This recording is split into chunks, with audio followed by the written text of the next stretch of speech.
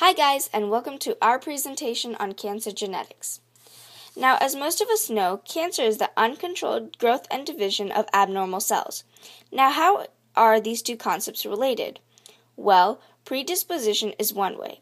Predisposition is when genetic factors make one more susceptible to a disease. Now let's go back in time a little. In 1911, Peyton Roos discovered a virus that caused cancer in chickens. Since then, scientists have researched tumor viruses and have come to the discovery of oncogenes and proto-oncogenes. An oncogene is a cancer-causing gene. A proto-oncogene is a gene that codes for proteins that stimulate normal cell growth and division. So how does a proto-oncogene become an oncogene? Let's look at three ways. One way is translocation or transposition, where the gene is moved to a new locus or location. If a proto-oncogene lands near a new promoter, especially an active one, transcription may increase and therefore excessive normal growth stimulating protein is made.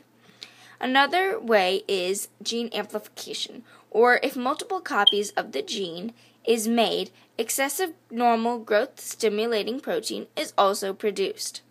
Lastly, point mutation within control elements, which include promoters and enhancers, can increase gene expression, which will make the growth stimulating proteins in excess, or a point mutation within the gene itself, leading to a hyperactive or degradation-resistant protein. Normally, growth factors bind to its receptor along the plasma membrane.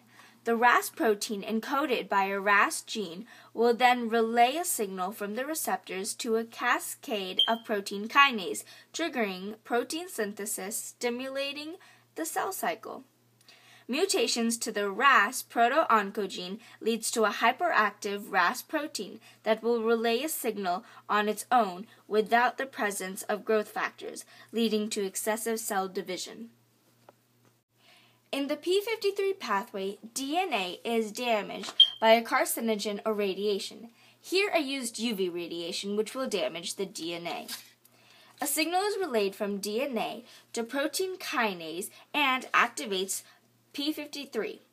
This proto-oncogene will promote the transcription of the gene for a protein that inhibits the cell cycle. If the p53 gene, which is a transcription factor, is missing or defective, it cannot initiate the transcription. Hence, the protein that inhibits the cell cycle is not made, and DNA that is damaged is replicated.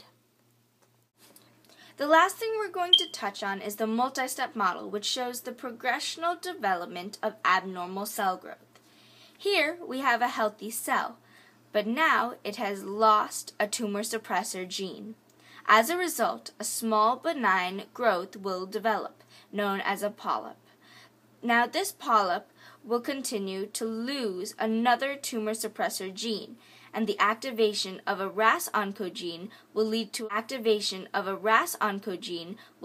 a larger benign growth, known as an adenoma, right here.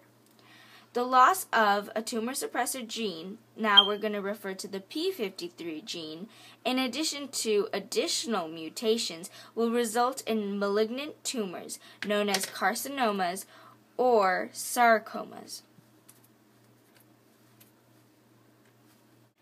Thank you for watching Cancer Genetics by Shivani, SEJAL, and NAHUSHA.